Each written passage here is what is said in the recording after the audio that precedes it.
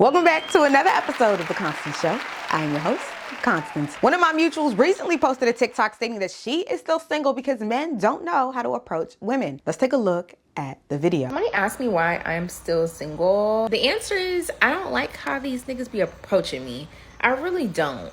Like, it's always just overly sexual and nasty. Hey, sexy. Who are you talking to? Like, you don't know me, number one. Like, what happened to, like, hey, beautiful? What happened to making, like, banter before you start making advances? Have you no coof? As a gay woman, I encounter both men and women with terrible games. So today I'm going to tell you what not to do when it comes to approaching the woman of your dreams. First things first, what you don't ever want to do is signal to me and tell me to come over to you. I went out recently and I was sitting relatively close to some guy. He overheard my name in conversation with someone else. He calls my name, I look at him, and why is he signaling to me to come closer to him? Never ask a woman to come to you. If you see someone that you are interested in, you go to them because clearly you see value in them, right? Why would you see value in something and wait for it to come to you? You're not going to go after what you want? I feel like that is very telling about how you operate in life.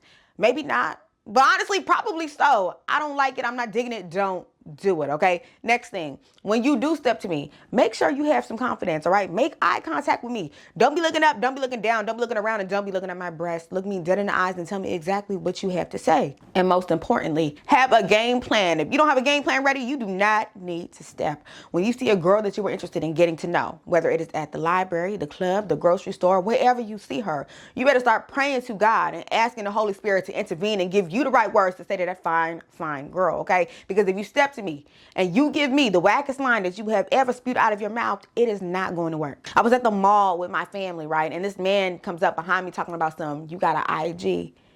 Do I got an IG? Come on now. You standing there looking with your own God-given eyes at this beauty and you want to know if I got an IG? You do not need no pictures of me. You didn't even have the courage to ask for my number, let alone say, hi, hello, how are you? And you worried about an IG? You know, let me tell you something. People don't be serious, okay? Not only do people not be serious, some women be accepting the BS. Ladies, it is time that we tighten up, okay? We can't be accepting and approving of these terrible approaches, then getting mad talking about the dating pool got piss in it. The dating pool got piss in it because some women are hopping in it, playing in it, and sipping it. The more we accept the low effort, the more we're going to have to deal with it because once they see it's worked on somebody before, they're going to keep doing it and doing it and doing it and doing it and doing it until it don't work no more. So it's up to us to stand on business and decline all foolishness. But I want to hear from you guys. Tell me your horror stories. What is the worst way that you have ever been approached? Go ahead and leave a comment down below. You know, I must be honest, I usually don't get approached that often, but as of lately, these approaches have just been getting worse and worse and worse and worse. And I used to complain about not getting approached, but I might actually appreciate not getting approached because I have not figured out a holy way to respectfully decline somebody I'm not interested in because they don't be getting it when you say I'm not interested. Did y'all see the TikTok of the guy who spoke to why he would not like to be a girl? I'll tell you right now, I couldn't be a girlfriend because what the fuck do you mean I told you I'm not interested and you keep following me around?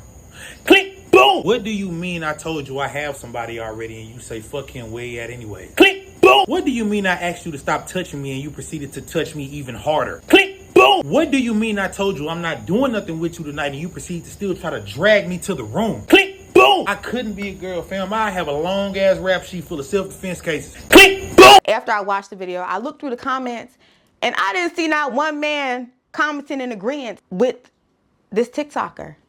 The comments full of women saying, yeah, this is what we have to go through. Yeah, I hate that this is what we have to deal with. Not one man said, come on, man, let's get together and not do this again because these women are clearly scared. It's a crazy world we live in. You know, I love being a woman, but sometimes I question what it is that I love. I don't know what I love. I just appreciate God for doing his big one with making me this cute. Next, bitch, did you see that tweet? Today's tweet was tweeted by @𝐴𝐸𝐴𝐸𝐴𝐸𝐴𝐸𝐴𝐸𝐴𝐸𝐴𝐸𝐴𝐸𝐴𝐸𝐴𝐸𝐴𝐸𝐴𝐸𝐴𝐸𝐵 and I, a horrible person for not really liking the person a friend of mine has turned into on their religious journey. Their religious journey. They're like super judgy and weird about things that don't affect them. People's sexualities, what people choose to partake in.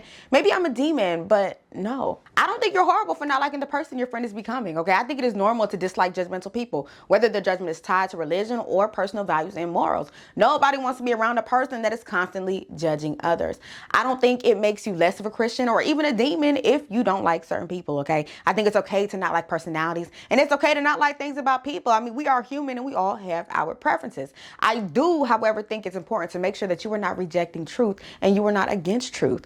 Are they being judgmental, or are they saying something that you don't want to hear? That being said, there is a way to deliver truth without being judgmental or without condemning. I know a lot of people take pride in being judgmental and calling out sin, and I personally don't bang with that. I don't even like to focus on sin. I believe that the more you seek God, the more God pulls you out of anything that is not falling in alignment with his plan for you, and that is my number one focus. I think focusing on sin is a waste of time, and when you do that, you can become obsessed with the wrong thing. The purpose of seeking Christ is for salvation, and salvation is not given to us because we sin less. Salvation is given to us because God saw that the people needed Jesus, so he gave us his son. And so to honor and appreciate God for his sacrifice, I devote my time, my soul, and my heart. And God changes me however he sees fit. And that is what I choose to submit and surrender to. So if you recognize that a friend of yours is becoming too judgy, talk to them, but also pray for them, because we all struggle. It don't matter how Christian you think you are, okay? Everybody is struggling, and all you can do is pray. Pray for your loved ones, pray for their souls, and pray that their hearts are receptive to God. But that's all that I have to say. What are y'all's thoughts? Are they a horrible person for disliking who their friend is becoming? Go ahead and leave a comment down below. That's all I have for you guys today. Thank you so much for watching. I love you guys. I appreciate you guys. And I will see you next time. Peace.